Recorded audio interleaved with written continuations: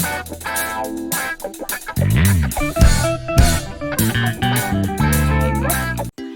guys, welcome to my YouTube channel Dreams Unlimited. In the previous video, we met Rohit, who has won Government of Ireland scholarship for the year 2019. He is from DBS and has done data analytics from there. In the first video, he is telling about himself, his experience, his motivation behind choosing Ireland, and a lot more. If you haven't watched the video, I would highly encourage you to watch that one. I have shared the link in the description. In the second part, which is this part, we will try to dig Rohit further. We will try to understand the format of the scholarship letter, the do's and the don'ts. In this video, he is sharing his experience, his examples of writing the scholarship letter. In short, we will understand how to write an outstanding scholarship letter which will eventually help us to get scholarship. Trust me, this podcast will completely blow your mind, and I'm pretty sure after listening to it, you will definitely win any kind of scholarship. I can completely vouch on that. Also, guys, please subscribe to my channel, and I have WhatsApp, Facebook, and Telegram group to join. Links in the description. Please join them. Piece of colleges are rocket high, and everybody wants to, get some kind of scholarship. And obviously, this Government of Ireland scholarship is prestigious, and also it has its huge perk that you don't your fees doesn't get waived off only, but you also get a stipend. So, can you just we are going to touch that part as well? That what did you do with your Yeah. stipend? But can you just tell the audience how to write the scholarship, like what to include, because people have this notion that if they are not A graders or they are not toppers or they are not in a good company, if they are experienced, so they will not get scholarship. So can you just give some light to that? What did you write in your letter? Some key points. Certainly. So when it comes to GOI HEA scholarship, I mean their profile, they look into two or three things. Like first of all, certainly on all front, you should be a strong. I won't say, I mean, you need to be topper as such, but when you talk about your academics, it should not be very weak, because Mhm. each and every section you get points, and Mhm. here it is the global competition, right? So Absolutely. uh, but again, the most important part is your essay. The reason why I say that, because they give they emphasize on social connect. Like you may have very good profile, but until unless you are not able to convey it, how your personal goals are connected to their educational objective, they may not take you. Because I still remember that, when I was trying to reach, I was trying to talk about why do I want to, or how a GOI scholarship can help me out. I was just going through giving the or awarding the scholarship. Your personal motto should be explained in such a way that they should be able to see that if they award you with this scholarship, how come they will get benefited. And at the same time, not just your academic or professional experience, the other aspect that matters a lot, according to me, is social connect. Sorry to interrupt. Can you explain a little bit about social connect? Like, you are I was using just that phrase. going to explain it. Yeah. So, government of Ireland, they also wants to measure that your academic or professional expertise, whether it is going to or it is passing through, I mean, or reaching to common people or not. For example, you may be a data scientist or you may be a researcher, but when it comes to giving back to society, are you doing anything different? It may be very small, like, maybe you are just volunteering for something, like, where you are just teaching poor people for a couple of hours. That should be also fine. But Okay. when it comes to social connect, how well connected you are with your society. I mean, what is your contribution? If you can give a couple of examples and you know give them certain reasons, how do you care for your society? That can make your resume or profile very, very strong. Okay, yeah, that's a very nice point. That the first point which you mentioned, that we it's not that only about academics. Yeah, you definitely need not be that weak, but yeah, of course, you should have a social connect. Volunteer work will also count. Also, if even if you want to be a data scientist, that again that shows your your humanity side. There are different traits of a personality. Correct. So you may find it very small, but according to me, it's not small for them because even in my one of the social connect example that I gave was just the participation in one of the blood donation camp at my workplace. So very big thing, but I think, I mean, Yeah, how do you do it, or how do you put it in your essay part? It can make a huge difference.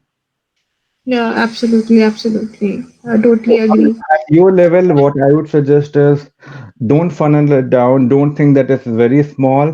Just make a draft copy first and try to Mhm. work how it has to be done and try to get input from others, whether they are able to understand or not, or how does it sound. And then from there you can, go to the next version. And just for my curiosity, how many times did you rewrite your letter? In fact, I took 2 days off as well from my office, so I think 7 to 8 times. Oh, 7 to 8 times. Oh, so when is the time you applied for scholarship? Like, is it in March, April, or? So scholarship announcement normally happens in the month of Feb, Okay, and I start filling up the form from March. okay, But one of the requirement this scholarship form has is to have admission confirm or conditional offer letter. okay. So and that happens usually from September, right? Yeah. So I think that is how you'll have to start. But again, there's one more thing, like this award is also given to PhD students, and for them there's a even if okay, one more thing is there, like this particular scholarship is only meant for the course starting from September, except PhD. Oh, So for okay. PhD, even if it is starting later on, they will accept. But other than that, your course must be starting from September, no Jan or April intake. Oh, okay, okay. And is it associated with some particular college, or is it a particular college of Ireland, or is it generic for any college in Ireland? So this is given by government of Ireland. So this is how Okay. it happens. So the first criteria is certainly the assessment of your profile, and if you Mm-hmm. come to one of 60 students that they want to award, then they will reach out to your HEI, your college or university. Okay, Okay. and they ask college or university whether they are okay to accept that particular student as a scholar or not. So maybe Oh, certain university may have certain fundings, a limitation, or it can be anything. So they also have to take a decision. So what happens is, while filling up the form for a scholarship, they will ask you to give three preferences at most.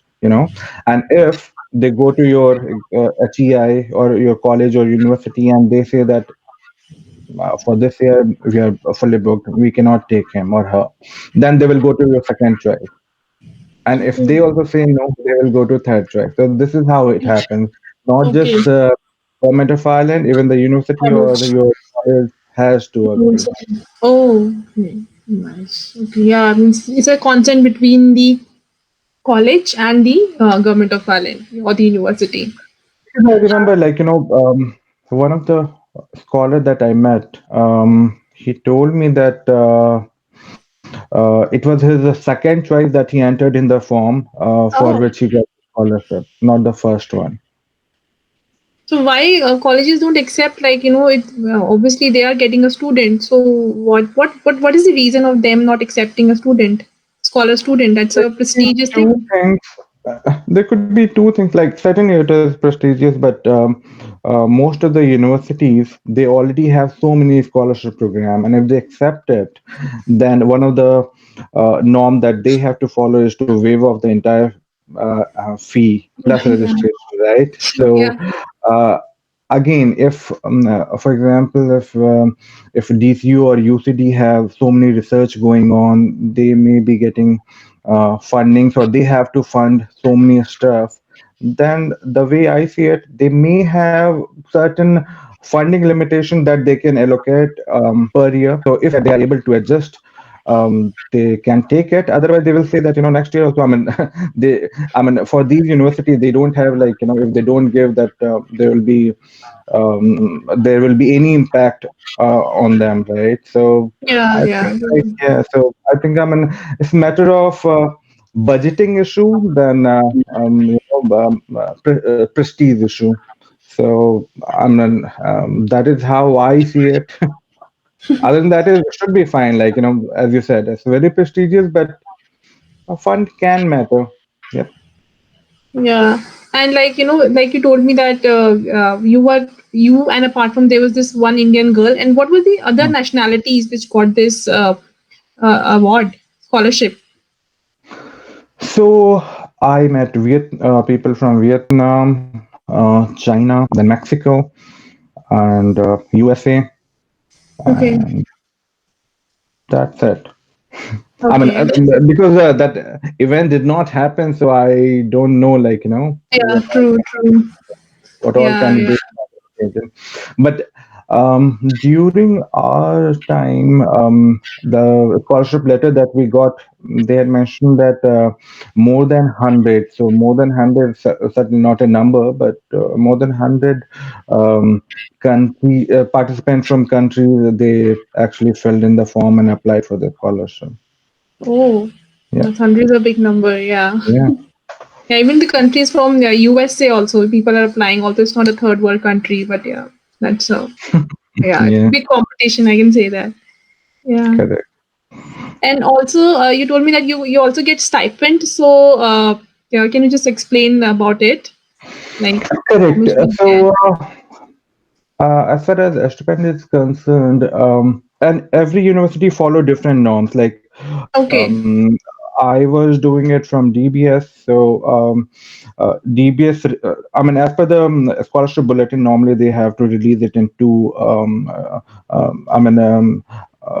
terms. Like, the first, when you start your semester one, and then when you complete your semester one successfully and move to semester two, that is when you get entitled to get your second installment. And that is how Okay. DBS did it. But some of the Okay. students from Trinity, they said that, although they got the money from, university got the money from GOI, they were Okay. releasing it on monthly basis. So, Oh, yeah, so it all depends on university, how do they take it and how do they release it. But okay. normally at most it will take. You should be able to get it semester wise. All right. All right. So, like, it's Two not that the installments. all right. So it's not that the amount comes to you, but it goes to the university or the college, and then it comes to you. Exactly. So what happens is, as soon as you give your acceptance to GOI, HEA, that you are okay to accept this scholarship, they will, and Okay. once your college give confirmation that you have actually come down to Ireland, they will release the fund, and that will come to your university or college account, and that will be entire amount. So Okay. now it becomes your college or university's responsibility to release it the way they want it. Yeah, true, true. And regarding documents, I want to know, like, apart from giving the acceptance document for to achieve the GOI scholarship, like to apply for the GOI scholarship, are there any other documents like your CV or other stuff? Do they need like a mark sheet? What else do they need in terms of documents? In terms of documentation, they need two reference letter, and those two are really, really important.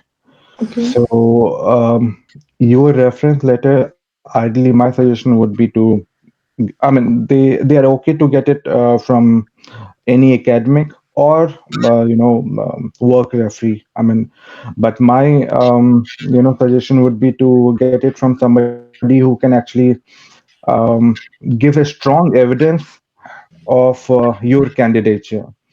Mm-hmm.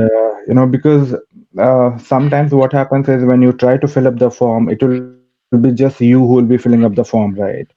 So certainly you Yes. will try to write as I mean, you will try to write only nice things about you. But when it comes to a reference, according to me, it becomes an evidence. Like whatever you have written in your form, somebody else is also, strongly making sure, or supporting all the stuff or input that you have already put it in your form, right? Mm-hmm. So in my case, I got it from my manager, and I try to make sure, like, I give my input as well in order to make sure he is aware of the requirement, because sometimes reference letter can be just general reference letter as well, right?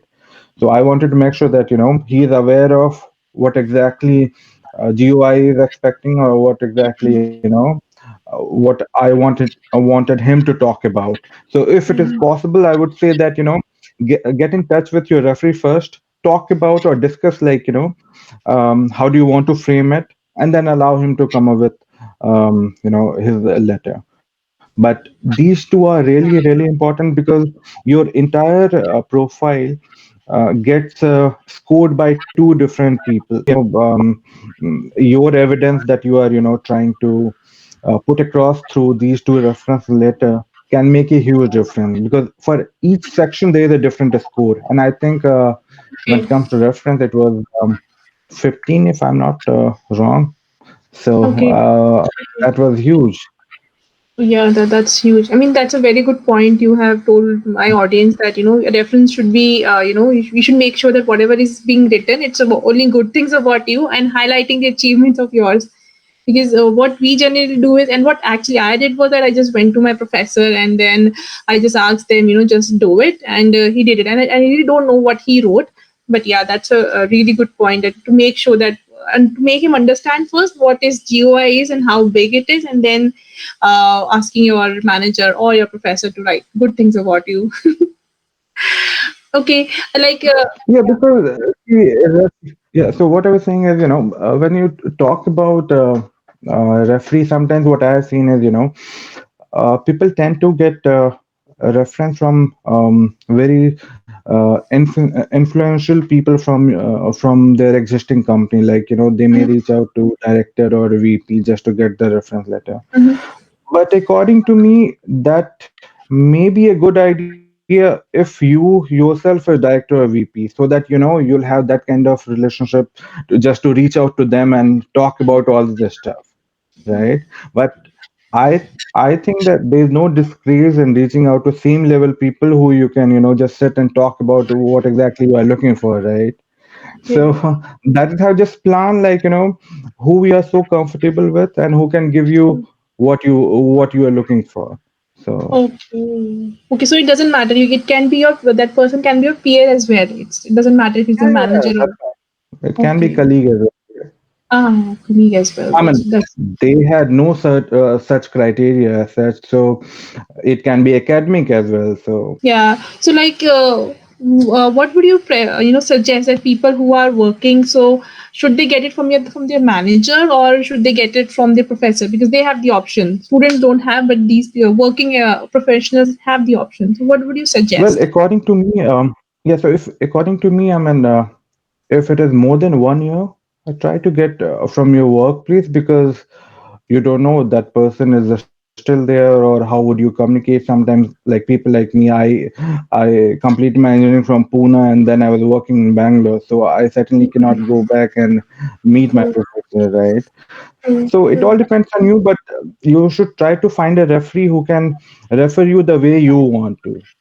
Okay. So just choose a referee carefully. He, comes up with his reference letter, and then you try to think that this is not what you're looking for.